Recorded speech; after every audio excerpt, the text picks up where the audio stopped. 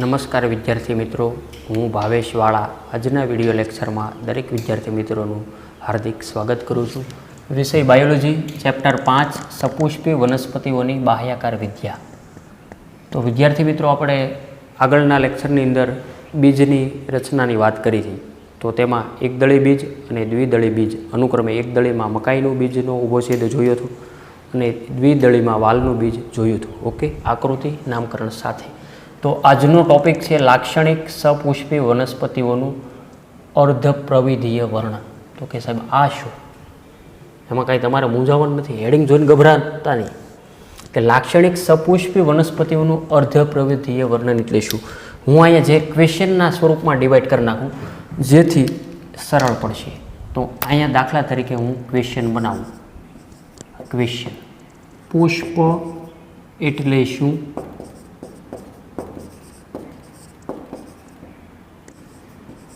પુષ્પસૂત્ર બનાવવા માટે કઈ નિશાનીઓ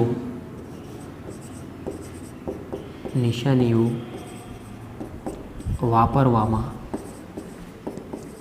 આવે છે?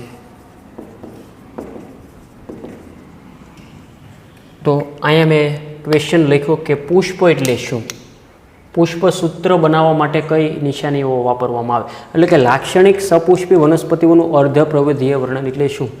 કે દાખલા તરીકે આગળ આપણે 3 કુળ જોવાના છે. દાખલા તરીકે ફેબેસી કુળ આવશે, સોલેનેસી અને લિલિએસી. આ 3 કુળનો અભ્યાસ કરવાનો છે.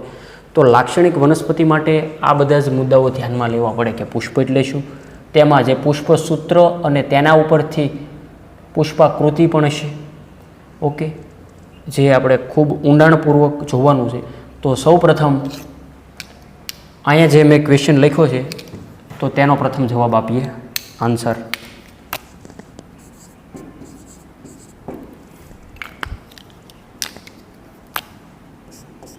સપુષ્પી વનસ્પતિઓનું વર્ણન કરવામાં વિવિધ બાહ્યાકાર લક્ષણો ઉપયોગી છે. તે માટે વનસ્પતિની પ્રકૃતિ, મૂળ, પ્રકાંડ અને પર્ણ જેવા વાનસ્પતિક લક્ષણો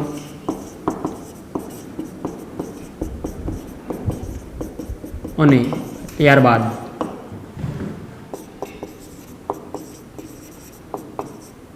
પુષ્પીય લક્ષણો,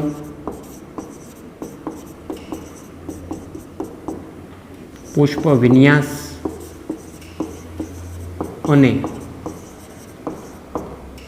પુષ્પીય ભાગોથી વર્ણન કરાય છે.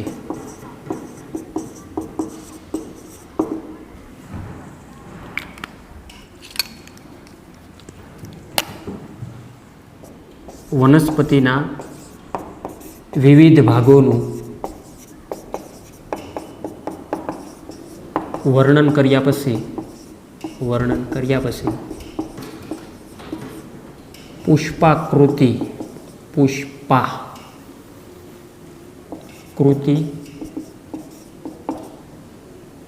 અને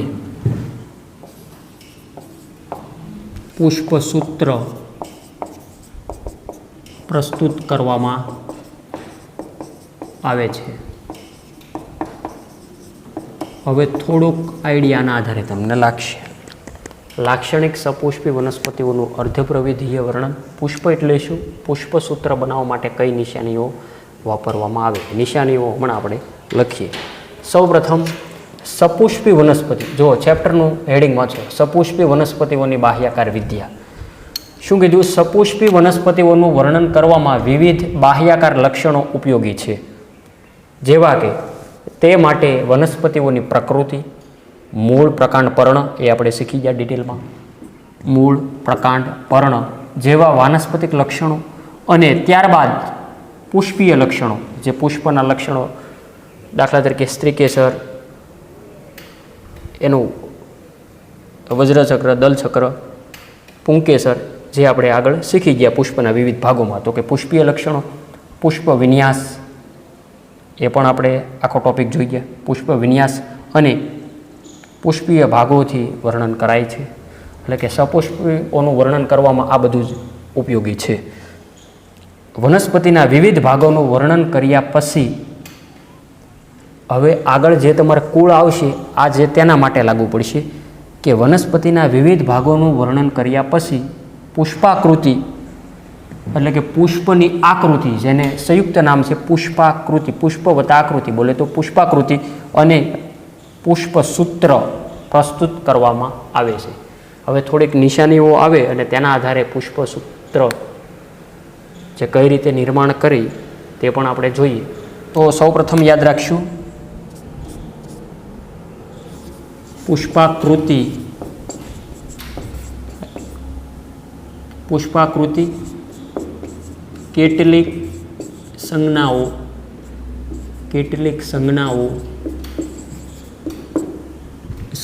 બોલે તો ચિહ્નો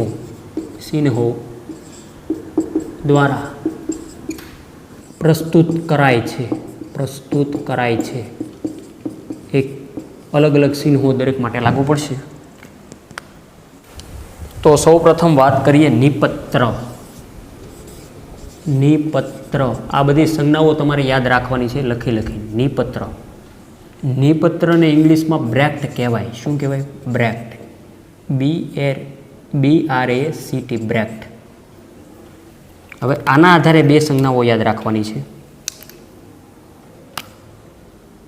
BR બરાબર નિપત્ર અને EBR બોલે તો અનિપત્રી.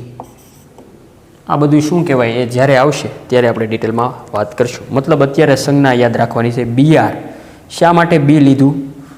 તો બ્રેક્ટ્સ ઉપરથી નિપત્ર BR અને EBR એટલે અનિપત્રી. ક્લિયર? બીજું, સમમિતિના આધારે કેટલીક નિશાનીઓ યાદ રાખવાની છે. સમમિતિ, આ બધું જ તમે શીખી ગયા. દાખલા તરીકે રાઉન્ડ પ્લસ આ રીતના આવી નિશાની હોય તો તેને શું કહેવાય? નિયમિત પુષ્પ કહેવાય. શું કહેવાય? નિયમિત પુષ્પ. નિયમિત પુષ્પ કોને કહેવાય? અનિયમિત પુષ્પ કોને કહેવાય? એ આપણે શીખી ગયા. ત્યારબાદ આવી જો નિશાની હોય, આવી અથવા ઓર, આવી એટલે કે જે ટકાની નિશાની, તો આને શું કહેવાય? અનિયમિત પુષ્પ.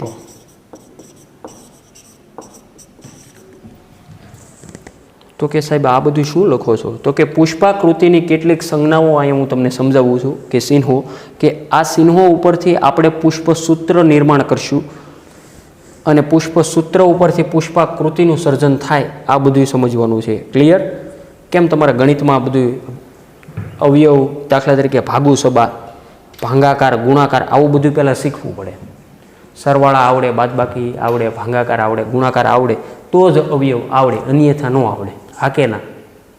એમ આ બધી સંજ્ઞાઓ જો તમને વ્યવસ્થિત આવડશે તો આના ઉપરથી પુષ્પસૂત્ર આવડશે, અને પુષ્પસૂત્ર આવડે એટલે પુષ્પાકૃતિ યાદ રખાવવું તે મારું કામ. સમજી ગયા? તો આના નિયમો કહો તો નિયમો છે, ચિહ્નો કહો તો ચિહ્નો છે, અને સંજ્ઞા કહો તો સંજ્ઞા છે.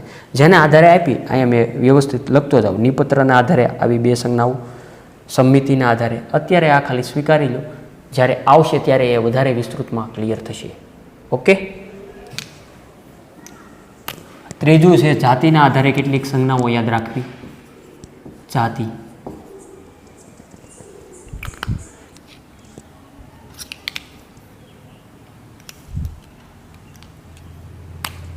તો અલગ અલગ સંજ્ઞા છે. દાખલા તરીકે આ રીતના એ આપેલી છે, આ રીતના પણ આપેલી છે, અને આ રીતના પણ આપેલી છે. થોડોક આઈડિયા તમને આવતો હોય તો આ છે પુંકેસરીય પુષ્પ, આ સ્ત્રીકેસરીય પુષ્પ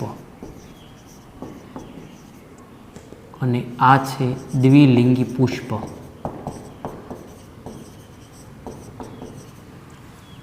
કે તમને ખ્યાલ જ છે કે પુંકેસર પુષ્પ એટલે કે નર પુષ્પ કે માદા પુષ્પ? નર પુષ્પ. સ્ત્રીકેસરીય પુષ્પ એટલે માદા પુષ્પ અને દ્વિલિંગી એટલે કે ઉભયલિંગી પુષ્પ.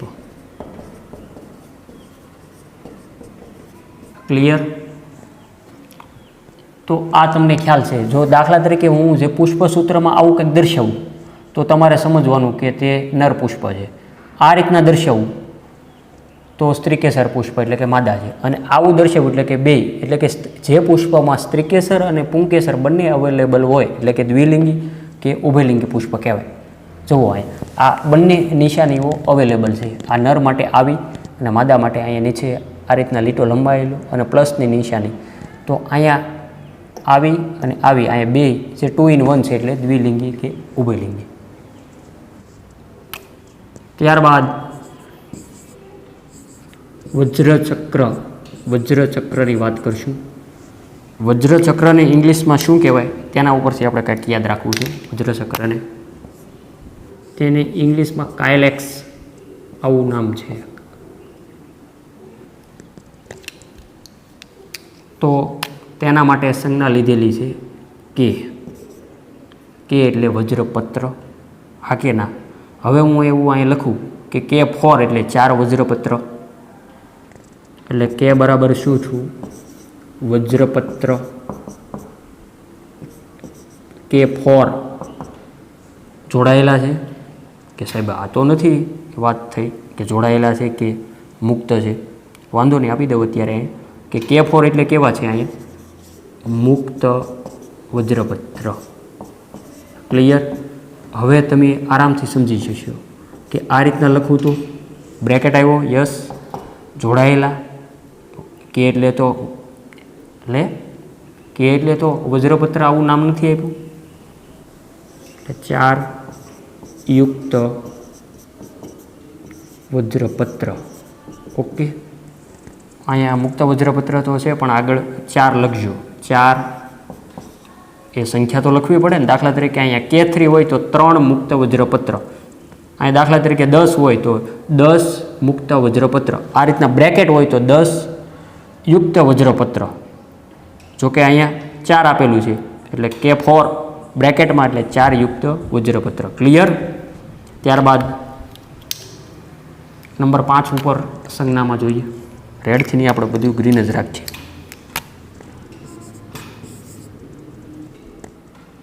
દલચક્ર, વજ્રચક્ર આવી ગયું. દલચક્રને ઇંગ્લિશમાં શું કહેવાય?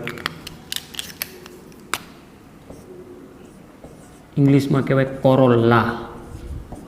હવે તમે સમજી ગયા છો કે સાહેબ અહીંયા આનો પ્રથમ અક્ષર સી છે તો અહીંયા સંજ્ઞા સી ન લઈ શકાય? લઈ શકાય. અહીંયા પણ સી છે તો લઈ શકાય. તો અહીંયા દલપત્રની સંજ્ઞા સી લીધેલી છે. સી બરાબર દલપત્ર. હવે અહીંયા સી બરાબર વજ્રપત્ર તો નહીં લઈ શકીએ. ઓકે, એટલા માટે અહીંયા સંજ્ઞા લીધેલી છે કે. ક્લિયર? દલચક્ર માટે સી, વજ્રચક્ર માટે કે. ચાલો હવે તમારે જ મૌખિકમાં જવાબ આપવાના છે. C4 અને સી બ્રેકેટમાં 4. હિન્ટ નથી આપતી, અહીંયા આપેલી જ છે એટલે. ઓકે, હિન્ટ આપવાની જરૂર જ છે જ નહીં. એટલે સી એટલે શું? દલપત્ર. C4 એટલે 4 જોડાયેલા છે તો કે ના, 4 મુક્ત દલપત્ર. યસ, લખી જ નાખો. 4 મુક્ત દલપત્ર, 4 યુક્ત દલપત્ર. હા, હવે પાછા ઘણા હવે હાવ ભૂલ ન કરતા કે સાહેબ આ યુક્ત લખ્યું એમાં હસવાઈ લખ્યું ને આમાં દીર્ઘાઈ લખ્યું. આવી હાવ ગ્રામેટિકલ ભૂલ સાયન્સમાં ધ્યાનમાં લેવાની નહીં, બરાબર? આવું હાલે તમ તારે 19-20નો ફરક હાલે. ત્યારબાદ 6 નંબર ઉપરની સંજ્ઞાઓ જોઈએ થોડીક. પરિપુષ્પ ચક્ર. પરિપુષ્પ ચક્ર, હવે આ શું? તો આની વ્યાખ્યા અગાઉ આવી ગઈ કે કેટલીક વાર વજ્રચક્ર અને દલચક્ર જોયામાં દેખાવમાં એક સરખા જ લાગે એટલે એને જુદા ન પાડી શકાય, તો આવા ચક્રને પરિપુષ્પ ચક્ર કહેવાય. તો આના માટે આપણે સંજ્ઞા જે લેવાના છે તો તેનું અંગ્રેજી નામ ઉપરથી લીધેલી છે, જેનું અંગ્રેજી નામ છે પેરીએન્થ. પેરીએન્થ, TH. ઓકે, તો અહીંયાનો પ્રથમ અક્ષર પી છે. તો આ તો યાદ અમથું રહી જવાનું છે, કારણ કે પી એટલે અહીં જે પનો ઇંગ્લિશમાં પ્રથમ મૂળાક્ષર તો કે પી. સંજ્ઞા બધી કેપિટલમાં જ લેવાની હો, સ્મોલમાં નહીં લખવાની, કેપિટલ. હવે દાખલા તરીકે આગળ એ પણ સંજ્ઞા આવશે તો આ રીતના નહીં લખવાની, એને આ રીતના લખવાની. આ રીતના લખશો તો રોંગ પડશે, આ રીતના સાચું પડશે. ક્લિયર? તો અહીંયા પી એટલે કે પરિપુષ્પ ચક્ર, પણ અહીંયા ખાલી પી છે એટલે કે પરિપુષ્પ પત્ર. હા કે ના? વાત કરીએ પી બરાબર પરિપુષ્પ. હવે આનો જવાબ આપો. હવે અહીંયા આપણે જે પત્ર એવું નથી લખતા, કારણ કે અહીંયા જોડાયેલા બંને છે કે નહીં? હા કે ના? વજ્રચક્ર કે દલચક્ર, એટલા માટે પરિપુષ્પ ચક્ર, એટલા માટે પરિપુષ્પ જ લખીશું. હવે અહીંયા P6 અને પી બ્રેકેટમાં 6, જો અહીંયા મારા ભૂલમાં સ્મોલ લખાઈ ગયો એટલે આ રીતના પણ નહીં ચાલે. આ ભૂલ હું જાણી જોઈને કરું, જેથી તમે ન કરો. હવે પી બ્રેકેટમાં 6, ચાલો બોલો. હિન્ટ આપેલી જ છે બધી. અહીંયા જે તમને સંખ્યા પેલી લખવાની, કેટલા છે? 6. મુક્ત કે યુક્ત? મુક્ત. 6 મુક્ત શું છે? પી બોલે તો પરિપુષ્પ. પરિપુષ્પ. ક્લિયર? અહીંયા 6 જોડાયેલા છે. યસ, યુક્ત, પરિપુષ્પ. આમાં ક્યાં અઘરું છે? હવે આનો જવાબ આપો. લ્યો, P3 + 3. હવે કંઈક મજા આવે એવું લાગે. તો કે સાહેબ આ હું પી એટલે તો પરિપુષ્પ, 3 દુ 6 એટલે જે 3 ને 3 6. તો અહીંયા આનું અર્થઘટન આ રીતના લખવાનું. સૌ પ્રથમ સંખ્યા લખી નાખવાની. 3 + 3 કેટલા થયા? 6. 6 પરિપુષ્પો. બહુવચન આપ્યું. શા માટે બહુવચન? આ દાખલા તરીકે 3 સંખ્યા લીધી અને આ 3 લીધી. 3 બંનેની વાત છે એટલે પુષ્પો અહીંયા લખી નાખવાનું. 6 પરિપુષ્પ નહીં લખવાનું. આ રીતના હોય તો 6 પરિપુષ્પો. દરેક ચક્રમાં 3. એટલે કે અહીંયા પરિપુષ્પોના 2 ચક્રો આપેલા હોય, 3 + 3, એ 2ની અંદર 3 3 છે એમ કહેવા માગે. 6 પરિપુષ્પો, દરેક ચક્રમાં 3. તો આ સંજ્ઞા એટલી પહેલાં વ્યવસ્થિત લખી લો. ત્યારબાદ પુંકેસર અને સ્ત્રીકેસર માટેની હજી સંજ્ઞા બાકી જ છે. સૌ પ્રથમ એટલું લખી લો. ઓકે,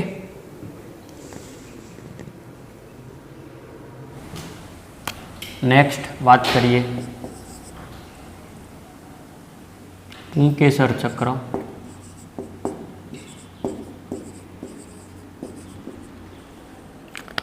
જેને ઇંગ્લિશમાં એન્ડ્રોસિયમ કહેવાય. એન્ડ્રોસિયમ.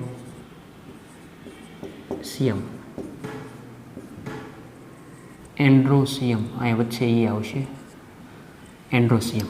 ઓકે, તો આના ઉપરથી સંજ્ઞા લખશું. એ બરાબર. ઓકે, એ બરાબર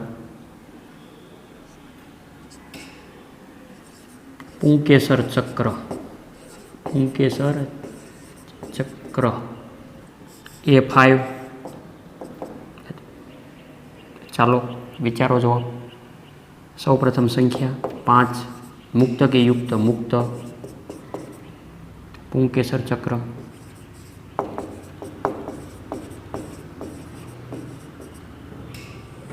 आम तो 5 मुक्त पुंकेसरो आवुं लखशुं।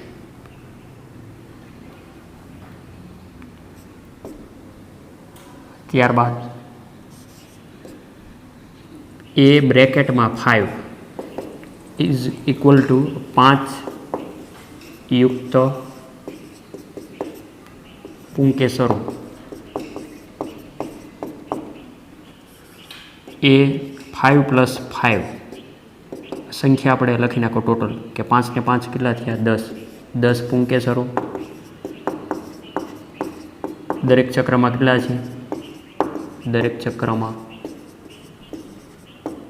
5। એ 0 એટલે કે પુંકેસરો ગેરહાજર। એ આલ્ફા એટલે કે असंख्य अनंत एम असंख्य पुंकेसरो। सी ए अने आ रीतना जोड़ेला होय एवुं। सी एटले तमे याद राख्युं, शुं याद राख्युं तुं आगळ? दलपत्र एटले के पुंकेसरो अहीं जोड़ायेला होय एटले दल लग्न। अहीं तमे जोई शको के आ जोड़ायेला गणवा आ रीतना। पी ए अने आ रीतना जोड़ायेला एटले के पुंकेसरो परिपुष्प लग्न। क्लियर? अने त्यारबाद 8 नंबरनी संज्ञा जोईए। लास्ट संज्ञा में स्त्रीकेसर चक्र, जेने इंग्लिश में शू कहवाय? दाखला तरीके स्त्री रोग निष्णांत डॉक्टर गायनेक। तो अहीं शब्द आवशे गायनोसियम। गायनोसियम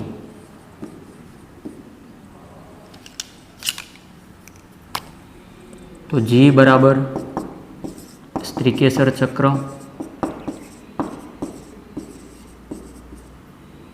G2 बराबर संख्या कितनी है? 2 युक्त के मुक्त मुक्त। ओके 2 मुक्त स्त्रीकेसरो।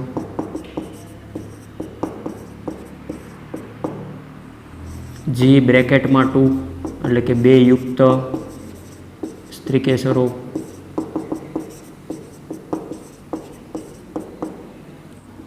G0 एटले के स्त्रीकेसरो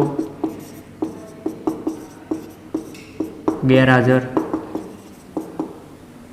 हवे जी ब्रेकेट में 2 आ तो तमने आवड़े छे अने आ रीतना आडी लीटी होय तो आने शुं कहेवाय? तो सौ प्रथम आज आडो लीटो तेने उध्वस्थ कहेवाय। शुं कहेवाय? उध्वस्थ। त्यारबाद आ ब्रेकेट एटले युक्त, हजी आखुं नाम छे। त्यारबाद आ 2 छे एटले के द्विस्त्रीकेसरी स्त्रीकेसर। हवे दाखला तरीके आ G2 आम लखूँ अने अहीं आडो डेश लखूँ। हवे शुं थाय? तो के साहेब आ तो नवुं छे। नवुं तो थाय। सौ प्रथम आनो मीनिंग आपी दीए। युक्त 2 एटले द्विस्त्रीकेसरी। हाँ बराबर। त्यारबाद आ छे वच्चे छे एटले अर्ध अधस्थ। अर्ध अधस्थ द्विस्त्रीकेसरी स्त्रीकेसर। त्यारबाद लास्ट जी ब्रेकेट में 2 और जेनी ऊपर आम तो आने शू कहवाय? युक्त अधस्थ द्विस्त्रीकेसरी स्त्रीकेसर। એટલી સંજ્ઞા આવડે તો બધું આવડે. હવે તમે જોઈ ગયા કે દાખલા તરીકે બીજાશયના સ્થાનના આધારે ઉધ્વસ્થ, અધસ્થ અને અર્ધ અધસ્થ. હવે અહીંયા તમે જુઓ કે આ જે આડો લીટો છે તેની ઉપર આખું જી લખેલું છે એટલે બીજાશય કેવું છે? ઉચ્ચસ્થ. અહીંયા જી તેની નીચે એટલે કે અધસ્થ, ઉપર તો ઉધ્વસ્થ. જો આ શબ્દ યાદ રહી જાય, ઉધ્વસ્થ એટલે ઉપર, અધસ્થ એટલે નીચે, અને અર્ધ અધસ્થ એટલે અહીંયા મિડલમાં દર્શાવ્યો કે નહીં ઉપર નહીં નીચે, મિડલમાં. ક્લિયર? તો આ સંજ્ઞાઓ તમે જોઈ વ્યવસ્થિત. આ સંજ્ઞાઓ લખીને પાકી કરવાની છે. જરૂર લાગે તો એક સંજ્ઞા 5 વાર લખવી, 10 વાર લખવી, જ્યાં સુધી ન આવડે ત્યાં સુધી લખવી. પણ હું માનું છું કે 2 થી 5 વાર લખશો એટલે આરામથી બધી આવડી જશે. સંજ્ઞા આવડી જાય તો આના ઉપરથી મેં આગળ પણ તમને કીધું હતું એમ કે પુષ્પસૂત્ર અને પુષ્પાકૃતિ આવશે. આમાં એક મુદ્દો આપણે એડ કરીએ. પુષ્પીય આકૃતિ કઈ રીતે રચવામાં આવે છે? તો તેના અહીંયા હું મુદ્દા લખું છું કેટલાક, જે તમારે યાદ રાખવાના છે. શું કીધું વર્ણન? તો કે પુષ્પીય આકૃતિ કઈ રીતે રચવામાં આવે. ઓકે, સૌપ્રથમ વિદ્યાર્થી મિત્રો આપણે પુષ્પસૂત્ર માટેના સંજ્ઞા યાદ રાખીએ. ઓકે, દાખલા તરીકે પુષ્પસૂત્ર આપેલું હોય અને તેના ઉપરથી પુષ્પાકૃતિ દોરવાની થાય તો આ બધા જ તેના માટેના નિયમો છે. પુષ્પાકૃતિ એટલે કે પુષ્પીય આકૃતિ. તો સૌપ્રથમ આવશે પુષ્પાકૃતિ એ પુષ્પના ભાગોની સંખ્યા, તેમની ગોઠવણી અને તેઓને એકબીજા સાથેના સંબંધ વિશેની માહિતી પૂરી પાડે છે. તો પુષ્પાકૃતિ છે એ પુષ્પના ભાગોની સંખ્યા, ત્યારબાદ તેમની ગોઠવણી અને તેઓની એકબીજાની સાથેના સંબંધ વિશે માહિતી સ્પષ્ટ પૂરી પાડે છે. ક્લિયર? બીજું કે પુષ્પની સાપેક્ષે માતૃ અક્ષની સ્થિતિ પુષ્પાકૃતિની ઉપર એટલે કે ટોચના ભાગે ટપકા દ્વારા રજૂ કરાય છે. દાખલા તરીકે જે પુષ્પાકૃતિ આપણે જોઈશું તેની ઉપર આવું કોઈ ડોટ્સ દર્શાવેલું હોય તો તે તેની માતૃ અક્ષ સમજવી. આગળ આપણે નેક્સ્ટ એક રાઈનું પુષ્પસૂત્ર અને પુષ્પાકૃતિ જોઈએ. ત્યારબાદ વજ્રચક્ર, એ તમને ખ્યાલ છે કે લાક્ષણિક પુષ્પમાં સૌથી બહાર વજ્રચક્ર, ત્યારબાદ દલચક્ર, ત્યારબાદ પુંકેસર ચક્ર અને સ્ત્રીકેસર ચક્ર. ક્રમિક બહારથી આમ જાઓ તો છેલ્લે સ્ત્રીકેસર આવે. એટલે કે ક્રમિક ચક્રોમાં દોરાય છે. એટલે કે આ પુષ્પાકૃતિ દોરવાના નિયમ છે. હવે દાખલા તરીકે સૌથી બહાર તમે સ્ત્રીકેસર નહીં દોરી શકો, ત્યાં વજ્રચક્ર જ દર્શાવવું, ત્યારબાદ દલચક્ર, ત્યારબાદ પુંકેસર ચક્ર અને ત્યારબાદ સ્ત્રીકેસર ચક્ર. આ રીતના ક્રમમાં જ દર્શાવવાનું છે. ઓકે, આ તેના રૂલ્સ છે.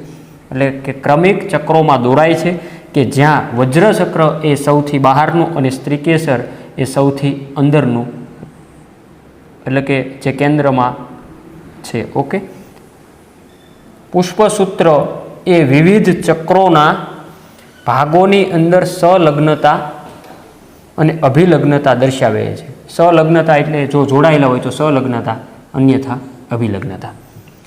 તો એક રાઈનું પુષ્પસૂત્ર અને પુષ્પાકૃતિ સ્લાઇડ દ્વારા જોઈએ. તો વિદ્યાર્થી મિત્રો, આ સ્લાઇડમાં વટાણાનું પુષ્પસૂત્ર અને પુષ્પાકૃતિ આપેલી છે. પુષ્પસૂત્ર અને પુષ્પાકૃતિ બંને તમારે લખવાનું અને દોરવાનું છે ફેરબુકમાં. તો સૌપ્રથમ નિયમિત પુષ્પની સંજ્ઞા, ત્યારબાદ ઉભયલિંગીની, ત્યારબાદ કે એટલે કે 2+2 એટલે કે વજ્રપત્ર 4 આપેલા છે. એવી રીતના અંદર દલપત્ર પણ 4 આપેલા છે. ત્યારબાદ એ બરાબર પુંકેસર ચક્ર 2+4 અને છેલ્લે સ્ત્રીકેસર 2 યુક્ત. તો સૌપ્રથમ તમે જોઈ શકો કે આપણે રૂલ્સ બધાએ જોઈ ગયા કે પુષ્પાકૃતિ માટે સૌપ્રથમ માતૃઅક્ષ ઉપર ડોટ સ્વરૂપે દર્શાવ્યું ગ્રીન. ઓકે, ત્યારબાદ ગ્રીન હાઇલાઇટ જે આપેલી છે બોર્ડર, જે 4 આપેલા છે ધ્યાનથી જુઓ તમે, તો તે છે વજ્રપત્ર. વજ્રોપત્રો જોડાઈને વજ્રચક્રની રચના કરે. ત્યારબાદ અનુક્રમે અંદર દલચક્ર આપેલા છે, એ પણ 4 આપેલા છે. અને તેની અંદર જે બ્લુ રંગના થોડાક રેડની 12 એમ એ જે બ્લુ રંગના દર્શાવેલા છે, આછા બ્લુ રંગના, તે છે પુંકેસર ચક્ર. 4 છે અને 2 અલગ છે, એટલે કે 2 + 4. અને સૌથી અંદર રેડવાળો હાઇલાઇટ ભાગ છે તે છે સ્ત્રીકેસર ચક્ર. જે 2 ભાગમાં ડિવાઈડ થયેલું છે, જે પણ તમે અહીંયા જોઈ શકો. અને જી ડેશ, બરાબર, જીની નીચે ડેશ એટલે કે આડો લીટો કરેલો છે, એટલે કે બીજા છે ઉચ્ચસ્થ છે. ક્લિયર? તો આ રાઈનું પુષ્પસૂત્ર અને પુષ્પાકૃતિ છે. આ પણ તમારે વ્યવસ્થિત દોરવાનું છે અને પુષ્પસૂત્ર યાદ રાખવાનું છે. આમ તો અવારનવાર બોર્ડમાં અને નીટમાં આવા સૂત્રય પૂછાતા હોય અને પુષ્પાકૃતિ પણ પૂછાતી હોય. અગત્યનું હોવાથી લખવાનું અને દોરવાનું. ઓકે.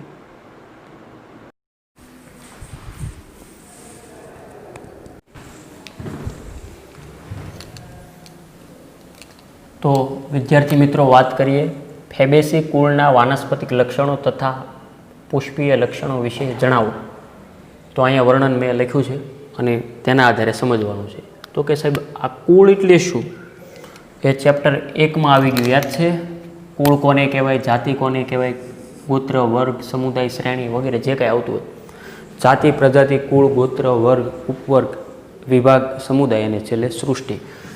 તો યાદ કરું ને થોડુંક ચેપ્ટર 1. તો ચેપ્ટર 1માં 2 કુળ આવી ગયા, કે કેનિડી અને ફેલિડી. કેનિડીમાં દાખલા તરીકે કૂતરો અને ફેલિડીમાં બિલાડી, અને બંને એક જ ગોત્ર એટલે કે કાર્નિવોરામાં સમાવેશિત થાય. ક્લિયર? હવે દાખલા તરીકે માંસાહારી હોય તો તેનું એક આખું વર્ગ હોય. ઓકે, એટલે કે તેનું એક કુળ, એટલે કે કુળના લક્ષણો સમાન હોય, આવું આપણે શીખી ગયા. હવે અહીંયા વનસ્પતિ, સપુષ્પી વનસ્પતિઓમાં અહીંયા થોડુંક ડિટેલમાં આપેલું છે કે ફેબેસી કુળ.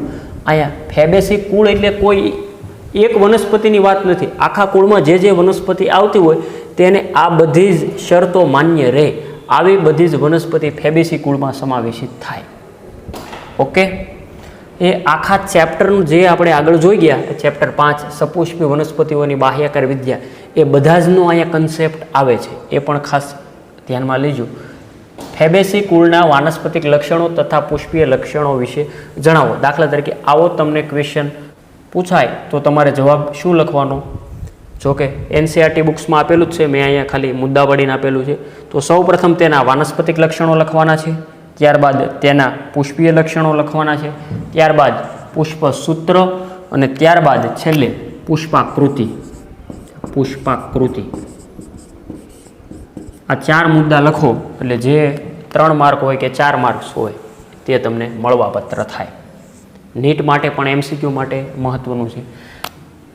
તો આ 4 મુદ્દા વિસ્તૃતમાં, તો કે વાનસ્પતિક લક્ષણોમાં પ્રકાંડ, પર્ણ જે કાંઈ આવતા હોય તેની બધી વાત કરવાની. એવી જ રીતના પુષ્પીય લક્ષણોમાં પુષ્પ વિન્યાસ, પુષ્પ, વજ્રચક્ર, દલચક્ર, પુંકેસર ચક્ર, સ્ત્રીકેસર ચક્ર, ફળ, એ બધી ડિટેલમાં વાત કરવાની. ત્યારબાદ પુષ્પસૂત્ર અને તેના આધારે પુષ્પાકૃતિ હમણાં આપણે નિર્માણ કરીએ તે સમજવાની છે, એટલા માટે નથી લખી. તો આ બધું આમ તો તમારે યાદ જ રાખવાનું છે. આમાં ખાસ સમજવાનું આવતું નથી, જે આગળ તમે શીખી ગયા. ખાલી સ્વીકારવાનું જ છે તમારે કે આ કુળ એટલે કયું કુળ? ફેબેસી કુળ. આવા 3 કુળ છે ટોટલ. નેક્સ્ટ લેક્ચરની અંદર આપણે લિલિએસી અને સોલેનેસી કુળનો અભ્યાસ કરશું. આજે આ એક કુળ જોઈએ, ફેબેસી કુળ. આ કુળ શરૂઆતમાં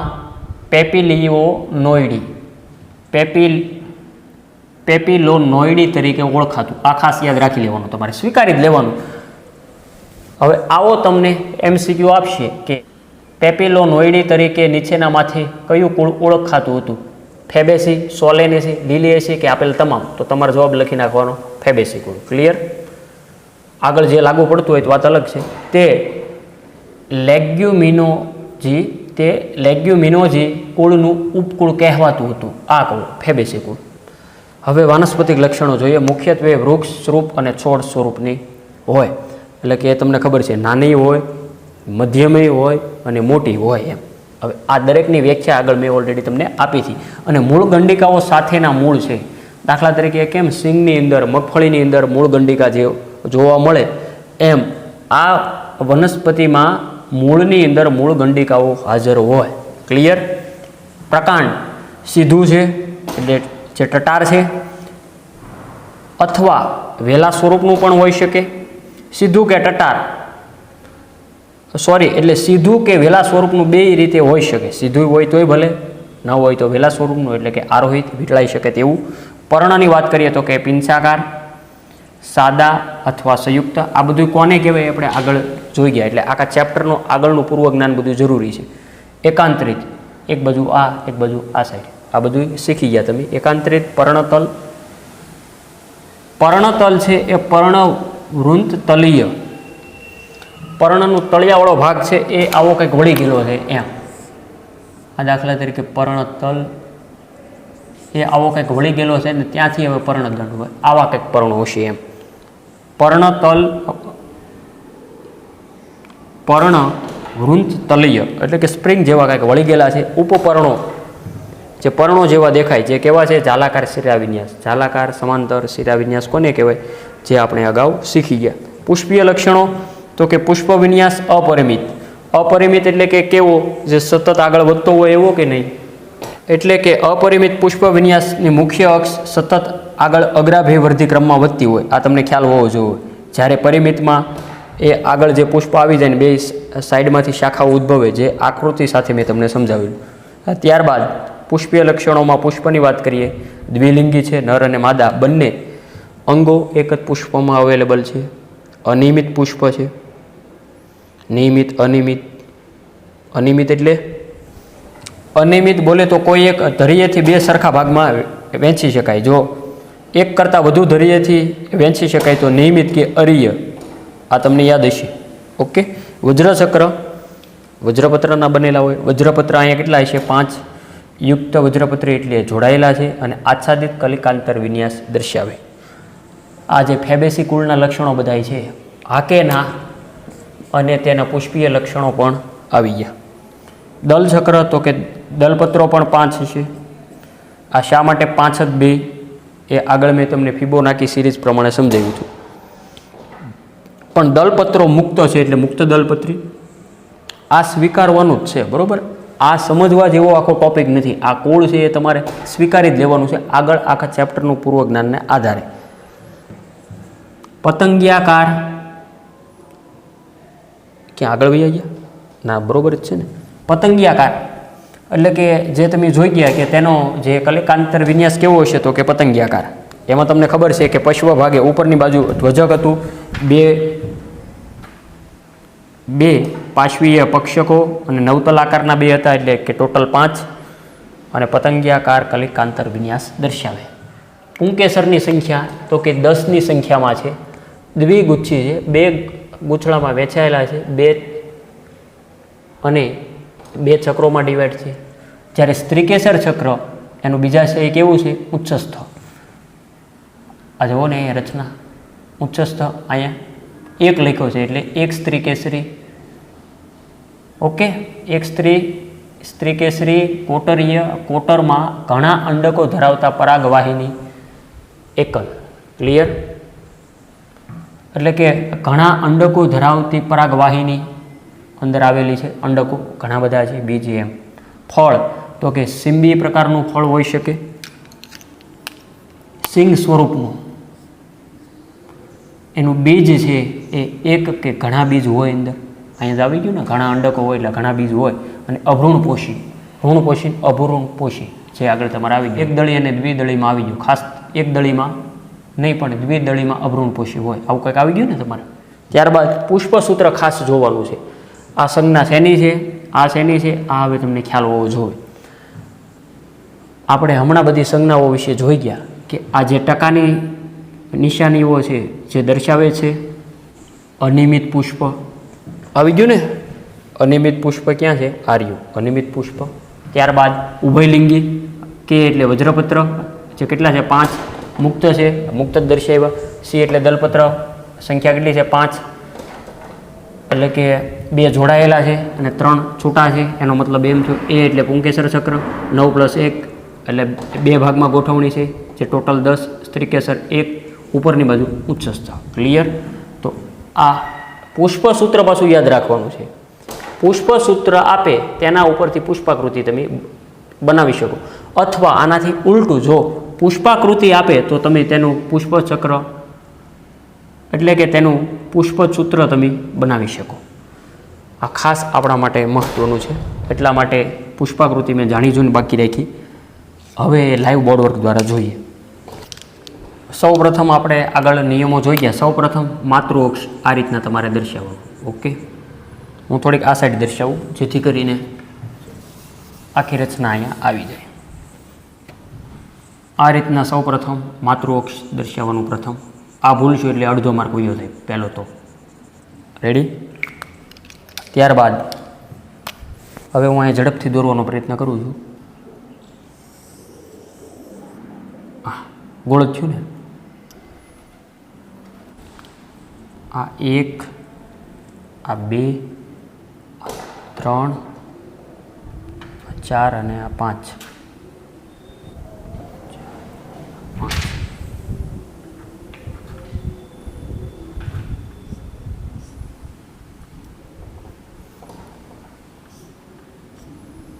જોજો હવે ખાસ 1, 2, 3, 4, 5 આ 5 દર્શાવ્યા. સૌથી બહારની બાજુ શું દર્શાવવાનું હોય? વજ્ર પત્ર.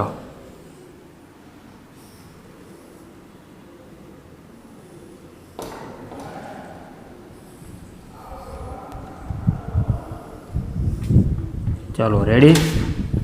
આ સૌપ્રથમ મેં વજ્રપત્રો દર્શાવ્યા. હજી જોડેલા કે યુક્ત કે એવું છે, હજી જોડેલા કે યુક્ત કે મુક્ત જે હોય આગળ જોઈજો દર્શાવી. એટલી વસ્તુ ક્લિયર? ત્યારબાદ વજ્રપત્ર કેવા છે? મુક્ત છે. તો આ જુઓ, હજી મેં અહીં જોડ્યા નથી, મુક્ત જ છે. ત્યારબાદ સી બોલે તો દલપત્ર, જે આપણે રેડથી દર્શાવીએ. આગળ પણ આપણે પુષ્પમાં આવી જ માર્કર વાપરી છે, ગ્રીન અનુક્રમે રેડ. પણ અહીંયા ખાસ યાદ રાખજો, જે કલિકાંતર વિન્યાસ કેવો છે? પતંગિયાકાર. તો આવો કંઈક દર્શાવીએ.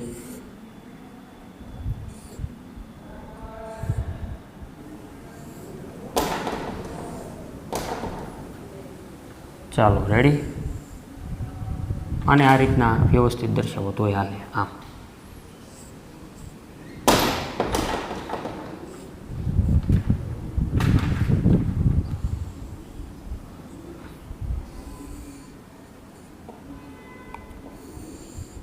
ચાલો ક્લિયર? 1 આર્યુ 1, ત્યારબાદ 2, 1 ને 2, ત્યારબાદ 2 પણ કેવા છે? જોડાયેલા. જુઓ, જોડવાના આમ આવડે કે ન આવડે? ત્યારબાદ એ એટલે કે પુંકેસર ચક્ર દર્શાવવાના. આપણે બ્લુ રંગથી દર્શાવીએ. સંખ્યા કેટલી છે ટોટલ? 9 + 1 10. એટલે સૌ પ્રથમ હું આમ કંઈક દર્શાવું. આ 1, 2, 3, 4, 5, 6, 7, 8, 9, 9 થયા ને? 10 આપણે કરવાના છે. 1, 2, 3, 4, 5, 6, 7, 8, 9 અને આ 10. હવે અહીંયા જોજો ખાસ. આ દાખલા તરીકે આવું જે મેં દર્શાવ્યું તે એક તમારે પુંકેસર સમજવું. શું કીધું? તો કે સાહેબ અહીંયા 10 છે પણ 9 + 1 છે. એનો મતલબ શું સમજવાનો અમારે? હવે આ 10 તો છે તો ખ્યાલ છે ને કે આ રીતના જોડાયેલા છે. આ 1, 2, 3, 4, 5, 6, 7, 8, 9 આ રીતના. સમજી ગયા? 9 + 1ની ગોઠવણી. હવે તમે જુઓ 10ની સંખ્યામાં છે યસ, દ્વિગુચ્છી 2 ગુચ્છામાં જોવા મળ્યા. આ છે એ તો આખું અલગ જ થયું ને. આ 9 જોડાયેલા છે ને આ એક છૂટું છે એટલે 2 ગૂંચળામાં થયા દ્વિગુચ્છી, 2 ચક્રોમાં થઈ ગયા. ક્લિયર? આવડી ગયું? અને ત્યારબાદ છેલ્લું અંદર સ્ત્રીકેસર સમજાવવાનું. બ્લેકથી દર્શાવીએ.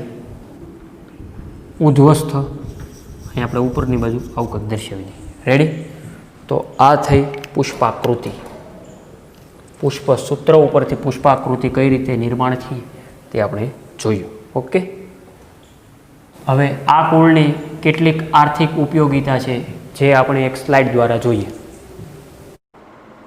તો જોઈએ આર્થિક અગત્યતા કે આ કુળમાં સમાવેશિત ઘણી વનસ્પતિઓ કઠોળના સ્ત્રોત છે.